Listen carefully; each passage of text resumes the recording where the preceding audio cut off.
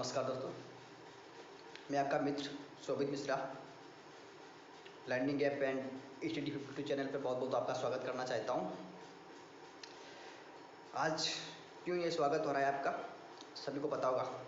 All of you know. देखिएगा, आज के दिन देखा जाए तो कम लोग आए हैं लाइव।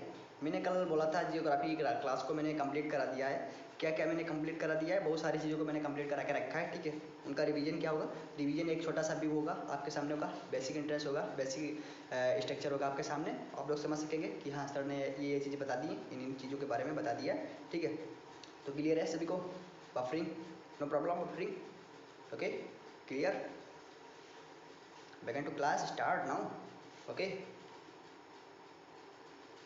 हाँ जी, जियोग्राफी देखो, क्लास का लोगो मिल जाता है आपको, ग्रुप पे दिखा दिया जाता है, बता दिया जाता है कि भाई आज के दिन क्या आपका क्लियर होने वाला है। ठीक है, मैंने आपको बताया था। आज देखो एक दिन, जैसे मैंने कल, अब जियोग्राफी क्या है, 6 दिन आपकी जियोग्राफी की क्लास चली। जियोग्राफी की क्लास चलने के बाद में आपका एक बेसिक सा स्ट्रक्चर बना दिया जाएगा कि आपको किस तरीके से नोट्स बनाने हैं। ठीक है, जैसे कि मैंने बताया था पृथ्वी का उद्भव क्या है, पृथ्वी की उत्पत्ति कैसे हुई थी। तो पृथ्वी की उद्भव के बारे में बहुत सारी व्याख्याएं हैं। लोग क्या कहते हैं, वेद पुराण धर्म के अनुसार। वेद पुराण को जब देखते हैं, जब मैं वेद पुराण की अध्ययन करता तो वेद पुराण में अलग अलग तरीके से है।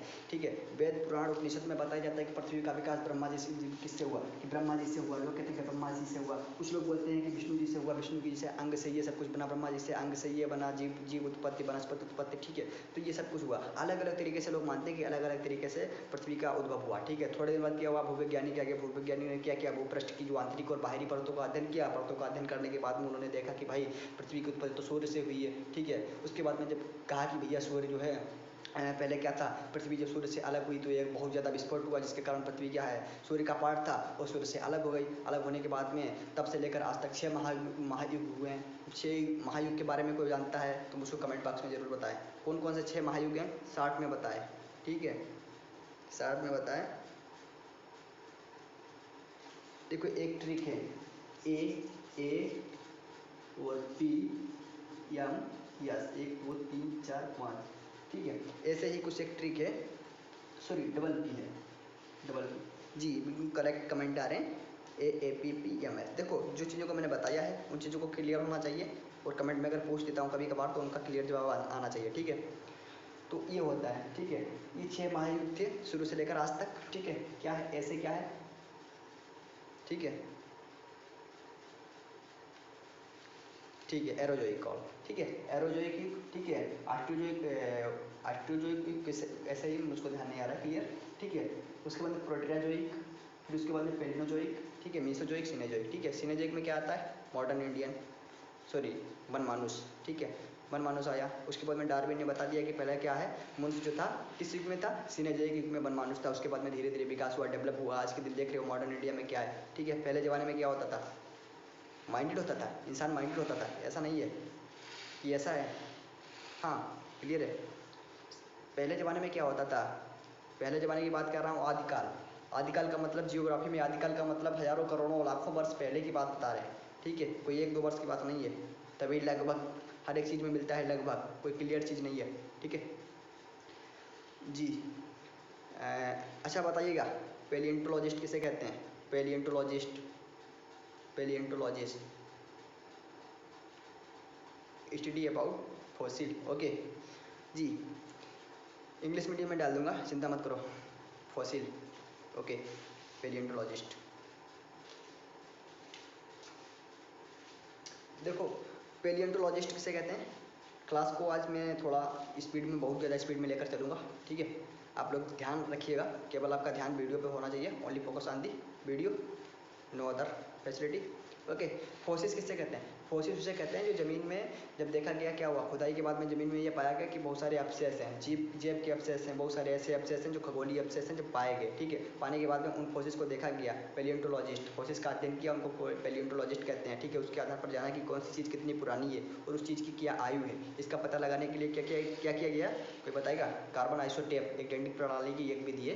ठीक है, इसके द्वारा किसी भी जीव के जैव अवशेषों का पता लगाने के बाद में पता चलता है कि ये जैव कितना पुराना है और इसकी क्या आयु है, कितने दिन यह भी सर्वाइव करेगा। ठीक है, क्लियर है। पृथ्वी, देखो पृथ्वी को क्या कर रहा है, प्रीकैम्बियन एरा, काफ़ी लोग क्वेश्चन आ रहा है कि प्री कैम्ब्रियन युग। प्री कैम्ब्रियन युग मैंने बता के रखा है, 3 जो युग आए हैं शुरुआत के, ठीक है, उन्हीं को प्री कैम्ब्रियन युग बोला जाता है, ठीक है। अजैविक, देखो पृथ्वी की मैं अगर बात करूँ, ठीक है, तो पृथ्वी कैसी थी? अजैविक पृथ्वी थी। शुरू में क्या था? कुछ नहीं था, कुछ भी नहीं था। जीवन जीने की थोड़ी स्ट्रक्चर थी, एक स्ट्रक्चर बना हुआ था कि हाँ भाई यहाँ पे कुछ है, ठीक है। उसके बाद में जीवन जीने के कुछ मौलिक अणु थे कि हाँ ये मौलिक अणु है तो यहाँ से कुछ हो सकता है, इंसान को जीने की या इंसान की कुछ कलाओं में कुछ परिवर्तन हो सकता है। कोई भी इंसान नहीं था, तो था क्या? अजैविक पृथ्वी। अजैविक पृथ्वी थी, कोई था ही नहीं, ठीक है। वनस्पतियाँ या कुछ नहीं थी, एक आध थी, ठीक है। उसके बाद में ऐसा लगता था, उसके बाद में क्या था, लेकिन जीवन जीने की धीरे धीरे कला विकसित हो रही थी, ठीक है। आप लोग सोचिएगा कि आज के दिन इतनी ज़्यादा टेक्नोलॉजी आज आ चुकी है, तो उसके पीछे का कारण क्या है? बहुत सारे कारण रहे हैं उस टेक्नोलॉजी के पीछे, ठीक है। आज के दिन आप घर बैठे आराम से खाना पीना खा रहे हो, उसके पीछे, उसके पहले इंसान कैसे आया? क्या हमारा धर्म ग्रंथ कहता है? क्या हमारा साइंटिस्ट कहते हैं? क्या भूवैज्ञानिक कहते हैं? क्या इतिहासकार कहते हैं? ठीक है, ये सारी चीज़ें थी, ठीक है। अलग अलग जब आप युग पढ़ेंगे तो उन युग में अलग अलग चीज़ों को दर्शाया गया था। फला फला युग में फला फला चीज़ थी। मैं क्वेश्चन कर रहा हूँ, जल्दी बताइएगा। डायनासोर किस युग का है? डायनासोर कब आया था? डायनासोर, क्लियर क्लियर आंसर चाहिए मुझको। डायनासोर, जी बिल्कुल सही, मीसोजोइक। आरती द्विवेदी, सिनेजेइक में नहीं भाई, सिनेजेइक में तो मानव आया, वनमानुष आया, स्तनधारी आया, आवृतबीजी पौधे आए, वनस्पति आए, पक्षी आए, मेमथ, मेमथ भी आया इसमें। मेमथ किसे कहते हैं? पुराने हाथियों को, ठीक है, क्लियर है सर। पेलियोजोइक, देखो पेलियोजोइक युग क्या है? पेलियोजोइक युग का अगर टाइम पीरियड बात करूँ तो 22 से 60 वर्ष पहले पेलियोजोइक युग चला था। इसमें क्या क्या है? सरीसृप, यानी कि जो सरीसृप में केवल सांप को नहीं आता है, जो सरीसृप हैं, जो रपटने वाले हैं, ठीक है, जलस्थल जीव आए। उसके बाद में क्या है? एक घास आती है, मोलस्का है, कीट है, कीट कब आई है? पेलियोजोइक युग में आए, ठीक है, क्लियर है। उसके बाद में दोस्तों मैं बात करता हूँ सूर्य। तो सूर्य और चंद्रमा ये कैसे उत्पत्ति हुई, तो आपको इसके बारे में बाद में बताऊंगा, ठीक है। कुछ आपके सामने दोस्तों मैंने आपको पर्यावरण शब्दावलियाँ बताई थी, टर्मिनोलॉजी बताई थी कि अपसादी सेल क्या है, अपक्षय क्या है, अपर्दन क्या है, अभिसारी, अपनति, अपनति, अत्यंत्र, ठीक है, अपर्दन, आयन मंडल, उत्पत्ति भूमि, उच्चावच मानचित्र। देखो उच्चावच मानचित्र क्या है, ठीक है। उच्चावच मानचित्र मैंने नहीं बताया था। उच्चावच मानचित्र से कहते हैं कि जो पठार होते हैं, पहाड़ होते हैं, तो इनका अध्ययन करना मानचित्र के तौर पे। मानचित्र में जहाँ पर पठार और पहाड़ों का अध्ययन करते हैं तो उसको उच्चावच पठार, सॉरी उच्चावच मानचित्र कहते हैं, ठीक है, क्लियर है। तो वही उच्चावच मानचित्र कहलाते हैं, ठीक है। ज्वालामुखी मैंने बता दिया था, ज्वालामुखी शंकु। लोग पूछ रहे हैं कि ज्वालामुखी शंकु क्या होता है, ठीक है। ज्वालामुखी शंकु किसे कहते हैं? देखिए ज्वालामुखी क्या होता है, ज्वालामुखी जब लावा निकलता है, लावा का ही एक टुकड़ा बन जाता है, ठीक है, उसी को ज्वालामुखी शंकु कहते हैं। उसके बाद में दोस्तों पारिस्थितिकी। पारिस्थितिकी क्या है, ठीक है, बहुत ज़्यादा पूछा जाता है, बहुत इंपॉर्टेंट है, हर जगह आजकल मॉडर्न चल रहा है। पारिस्थितिकी में क्या है? पारिस्थितिकी में किसका अध्ययन किया जाता है? जीव और उसके पर्यावरण के बीच में जो संबंध, अंतर संबंध होता है, उसके बीच का अध्ययन करना पारिस्थितिकी कहलाता है, ठीक है। इंग्लिश मीडियम तुमको भी बताएंगे, ठीक है, समय आएगा तब देखेंगे। Hindi medium to only Hindi medium, okay, clear है। सौरमंडल और ये सारा चीज़ें मैंने बता दिया था, उसका रिवाइज क्लास नेक्स्ट डे में करूँगा, आज के दिन थोड़ा बहुत, ठीक है। तो दोस्तों इस तरीके से बने रहिएगा, थोड़ा थोड़ा आपके सामने लाता रहूँगा। तो आज मैंने जो चीज़ें बताई हैं उन चीज़ों का डिस्कशन करें, ठीक है। उसके बाद में जो आपका टेस्ट मैंने लगाया हुआ है, टेस्ट जो है आपका आज तो नहीं हो पाएगा सर, टेस्ट तैयार है कल, ओके।